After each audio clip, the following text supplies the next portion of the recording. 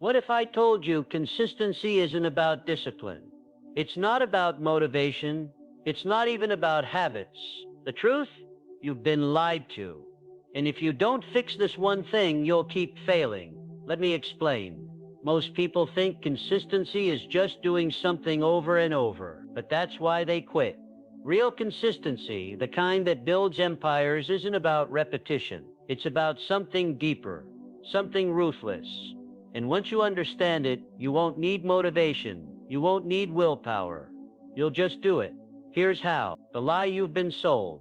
They tell you just show up every day, as if consistency is nothing more than a calendar habit, as if success is a checklist. You mark the days, you tally the hours, and suddenly, magically, you arrive. But let me ask you, if showing up was enough, why isn't everyone rich? Why isn't everyone fit? Why do so many people grind for years and still end up exactly where they started? Because showing up isn't the secret. It never was. The truth? You've been sold a lie. A comfortable lie. A lie that lets you pretend effort is enough. That if you just exist in the general vicinity of your goals, they'll eventually come to you. But the world doesn't work like that. Success isn't a participation trophy. It's not handed out for attendance. The real secret, the one they don't teach you, isn't discipline, isn't habits, isn't motivation. It's force. The kind of force that doesn't wait for inspiration. The kind that doesn't negotiate. The kind that acts first and questions later. Think about it. When you wake up tired, when your body aches, when every cell in your brain screams to quit, what carries you forward? Not discipline. Discipline is just a theory until tested, not motivation. Motivation flees at the first sign of resistance. No. What carries you is force, the decision, the command that says move. Not because you want to, because you must. Because the alternative, staying the same, failing again, watching your dreams rot in the graveyard of almost, is worse than the pain of action. This is the missing piece. Not routines, not system, the willingness to force yourself past the point where others stop. Look at nature. A river doesn't decide to carve through stone. It doesn't motivate itself to wear down mountains over centuries. It simply does. It flows with relentless consistency, not because it wants to, but because it must. That's the mindset you need. Not a fragile dependence on feeling ready. Not a hope that today will be the day you finally click into action, but the unshakable understanding that action isn't optional, that you will do the work, not when it's easy, but when it's hardest, because that's the only time it matters. They'll tell you consistency is about patience, about waiting, about trusting the process, but that's another lie. Consistency isn't passive, it's violent. It's a daily war against your weaker self, a war you win not with hope but with force. The force to stand when you want to sit, the force to speak when you want to stay silent, the force to create when you'd rather consume. This isn't about inspiration, it's about dominance, over your mind, over your excuses, over the version of you that settles. So forget what you've heard, forget the pretty quotes about small steps. Forget the idea that time alone will save you. Time doesn't favor the consistent. It favors the ruthless. The ones who don't just show up, but who force themselves to act regardless of conditions. That's the choice. Every single day. Not between success and failure. Between forcing progress or accepting decay. Why motivation always fails. Motivation is a drug. A temporary high. A spark that ignites, then fizzles out the moment reality breathes on it. And yet we build entire lives around chasing it. We wait for it. We pray for it. We convince ourselves that this time the rush will last. But it never does. Because motivation isn't fuel. It's a distraction. A seductive illusion that tricks you into believing action should feel good. That you should want to do the work. But here's the truth. No one wants to grind. No one wakes up excited to suffer. The difference between those who succeed and those who fail isn't desire, it's decision. The decision to act, even when every instinct screams to stop. Think about the last time you felt motivated. Maybe it was a video, a speech, a moment of clarity that made you promise. Today's the day. And for a few hours, maybe even a few days, you rode that high. But then, life hit. Fatigue set in. The emotion faded. And just like that, you were back to square one. That's the trap. Motivation is reactive. It depends on external triggers, on perfect conditions, on feeling ready. But what happens when the world isn't perfect? When you're tired, stressed, or bored? That's when most quit, because they never learned the one rule that matters: action comes first. Feeling comes second. You don't wait to want to train. You train, and then the will to continue follows. You don't wait to feel like creating. You create, and the passion reignites.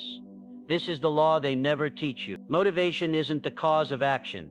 It's the result, the byproduct of momentum. And momentum doesn't start with emotion. It starts with movement, with the raw, unglamorous choice to do the thing before your brain can protest. This is why rituals beat motivation every time. Rituals don't care how you feel. They don't negotiate. They don't wait for inspiration. They're automatic, unemotional, brutal in their simplicity. You don't decide to brush your teeth. You just do it. No debate, no internal drama. The same applies to everything worth doing. The moment you turn discipline into a ritual, into a non-negotiable act, like breathing, you strip away the need for motivation. It just happens. But here's where people get stuck. They think the goal is to enjoy the grind, to love the process. Another lie. The grind isn't meant to be loved. It's meant to be endured. Not because you like it, but because you respect what it builds. Think of a blacksmith shaping steel. Does the metal want to be struck? Does it enjoy the fire? No. But without the hammer, without the heat, it remains weak, unformed, useless. You are no different. The pain of discipline isn't your enemy. It's the forge that shapes you.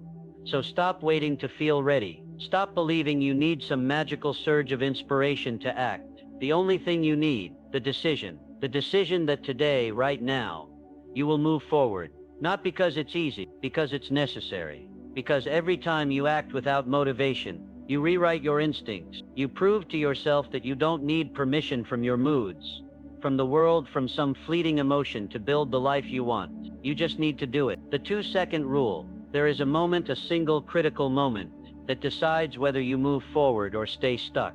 It happens in the space between thought and action, between hesitation and commitment, between I should and I did. Most people never notice it. They let it slip by, and with it, their progress. But if you learn to master this moment, you master everything. The moment you think I don't feel like it, you have exactly 2 seconds. 2 seconds before your brain starts negotiating, before excuses take root, before resistance wins. In those 2 seconds, you must act, not think, not reconsider. Move, stand up, open the book, grab the weights, start the car. Whatever it is, do it before the debate begins. Because once the debate starts, you've already lost. Your mind is not your friend in this. It will offer you comfort. It will whisper reasons why later is better. It will tell you that missing one time won't matter. And if you listen, if you engage in that conversation, you will lose. Every single time. The only way to win is to refuse the conversation entirely. To act so fast that doubt doesn't have time to catch up. This is not about willpower. Willpower is a finite resource, and it burns out quickly. This is about speed, about outrunning your own resistance. Think of it like jumping into cold water. If you stand at the edge, hesitating, thinking about how cold it will feel, you will never jump. But if you move before the fear sets in, if you leap without giving yourself time to second guess, you bypass the struggle entirely. The discomfort is the same either way. The only difference is whether you let your mind amplify it. The same applies to everything worth doing: writing, working out, starting a business, creating art. The hardest part is never the task itself. It's starting the task. Once you're in motion, momentum carries you. But getting into motion requires that first decisive movement, and that movement must be instant, automatic, unthinking. This is why rituals are so powerful. Rituals remove the need for decision. You don't decide to brush your teeth. You just do it. No internal debate, no mental effort. The action is so ingrained that hesitation doesn't get a chance to interfere. The key is to turn your most important tasks into the same kind of ritual. Not something you choose to do, but something you just do. So the next time you hear that voice, I don't feel like it, don't argue with it, don't reason with it. Move within 2 seconds before the resistance can take hold, because once you're moving, the battle is already won. The pain of regret versus the pain of effort. There are two kinds of pain in this world, the pain of effort and the pain of regret. One is sharp, immediate, and fleeting. The other is slow, heavy, and eternal. Every day you choose which one you will endure. You tell yourself that skipping the workout is easier, that putting off the project is smarter, that later is the better option. But this is an illusion. The discomfort of effort lasts only as long as the effort itself. A few minutes, an hour, a day at most. But the pain of regret, that lingers. It grows. It settles into your bones and becomes part of who you are. Think of the things you've quit, the goals you've abandoned, the promises you've broken to others, but most of all to yourself. Do you remember the relief you felt in the moment, the temporary comfort of giving in? And do you remember what came after? The slow, creeping realization that you've let yourself down again? That is the true cost of avoidance. Not the missed workout, not the unfinished project, the erosion of your own self-trust. Every time you choose comfort over effort, you are not just avoiding work, you are reinforcing a pattern. You are teaching yourself that discomfort is to be feared, that quitting is acceptable, that you are not someone who follows through. And the more you reinforce that pattern, the harder it becomes to break. But the opposite is also true. Every time you push through, every time you choose the short-term pain of effort over the long-term pain of regret, you strengthen a different pattern. You prove to yourself that you can endure, that you are someone who does what they say they will do, that you are stronger than your excuses. This is not about punishment. It's not about forcing yourself to suffer for the sake of suffering.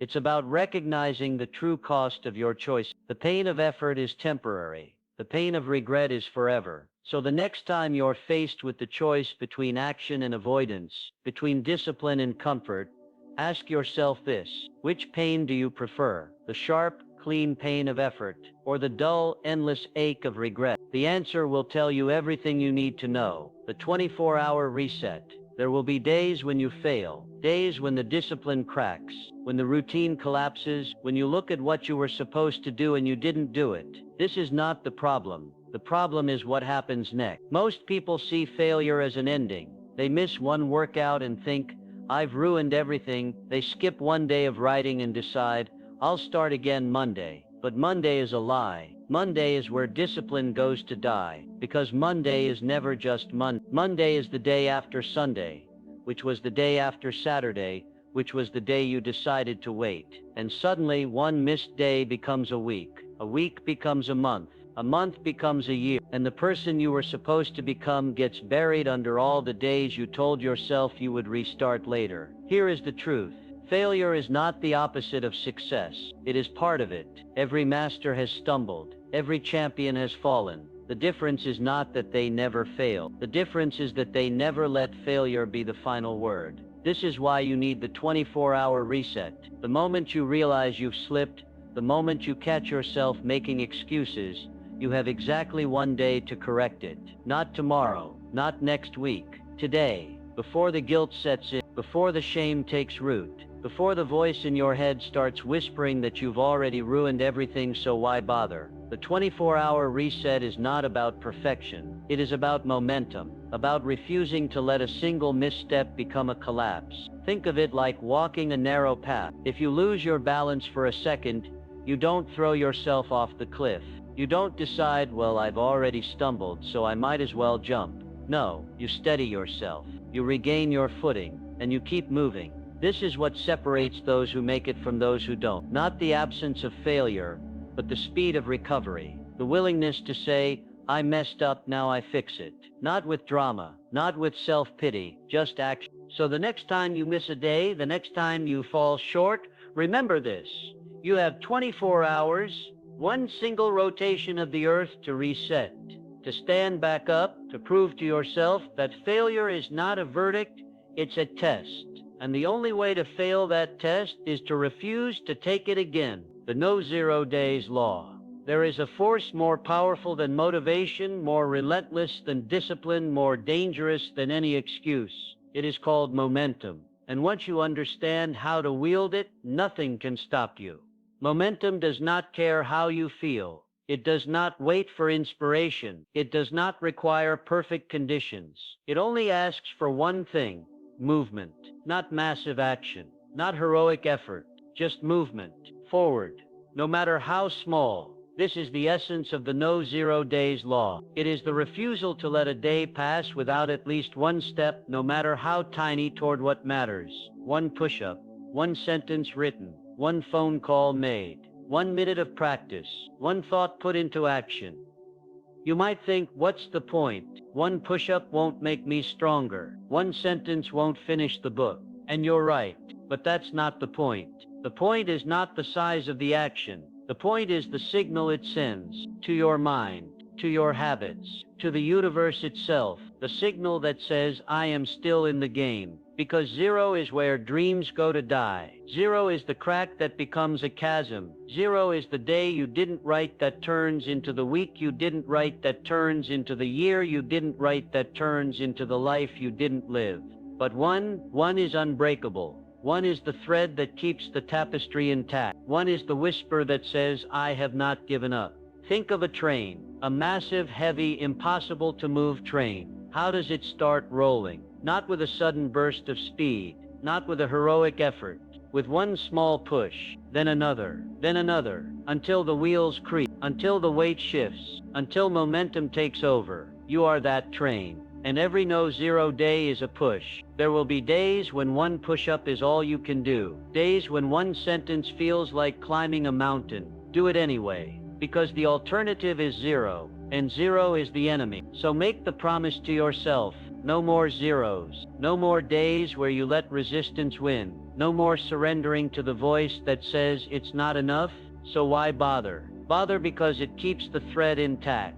Bother because it keeps the wheels turning. Bother because every great thing ever accomplished started with someone refusing to let today be a 0. Even on your worst day, do something, and watch how the momentum grows. Identity over goals. The mind does not fight for what you want.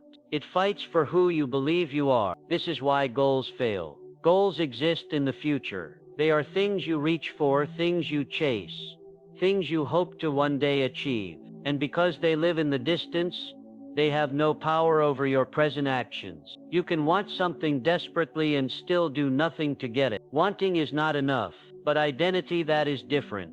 Identity is not something you pursue. It is something you embody. It is the story you tell yourself about who you are at your core. And that story dictates everything. Tell yourself, I want to be a writer.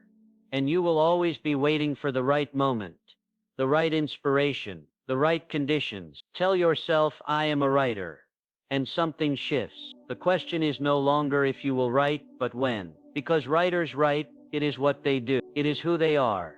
The same applies to every endeavor. I want to fit is weak. It leaves room for negotiation, for excuses, for I'll start tomorrow. But I am someone who doesn't miss workouts, is unshakable. It does not negotiate.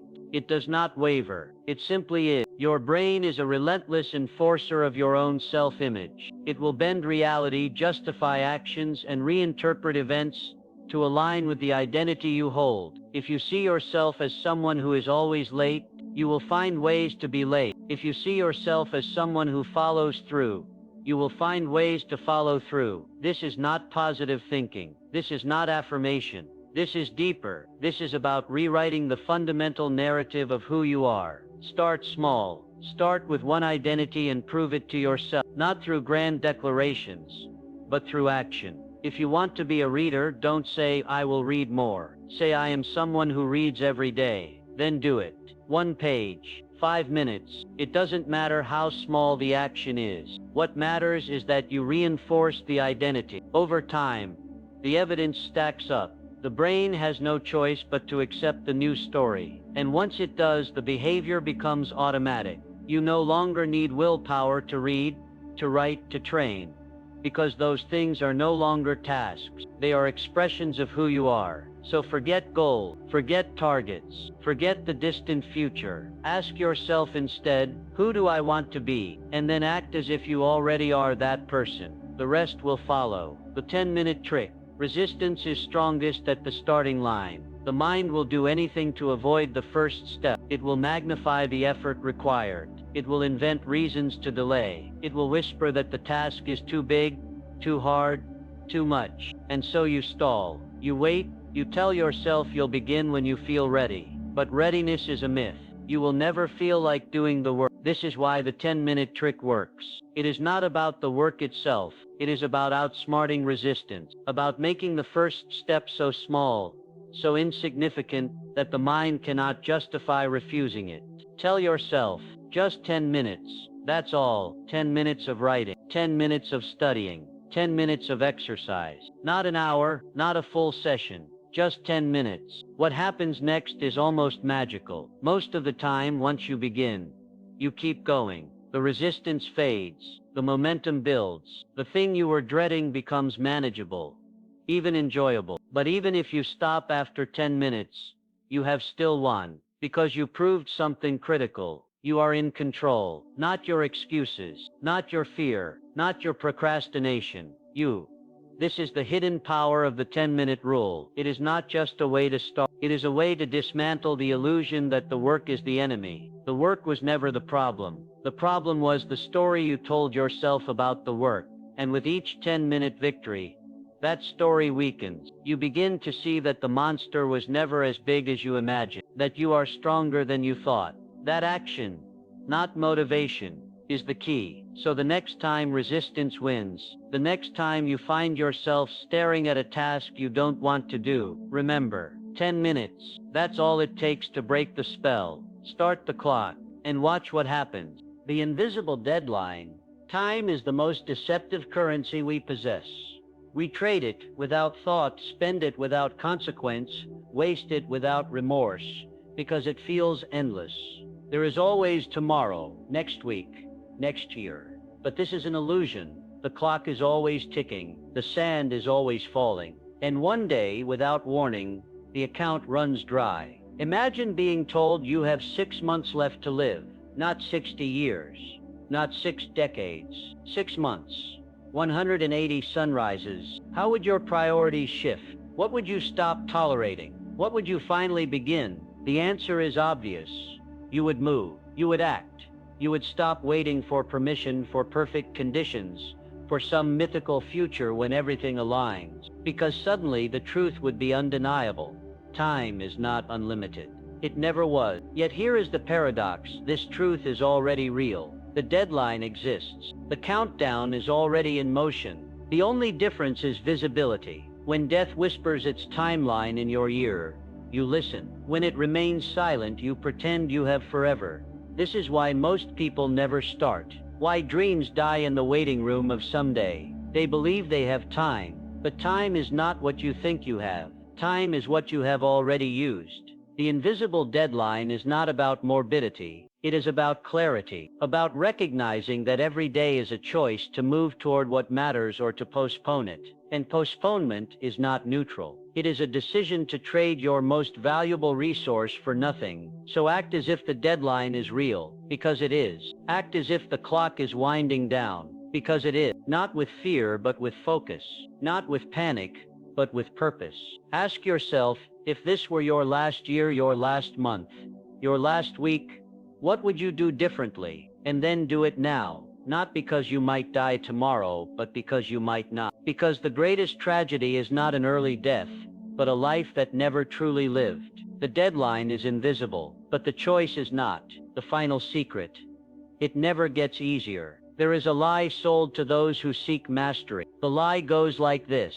If you just push through long enough, if you just endure the early struggle, one day it will become easy. The work will flow without effort.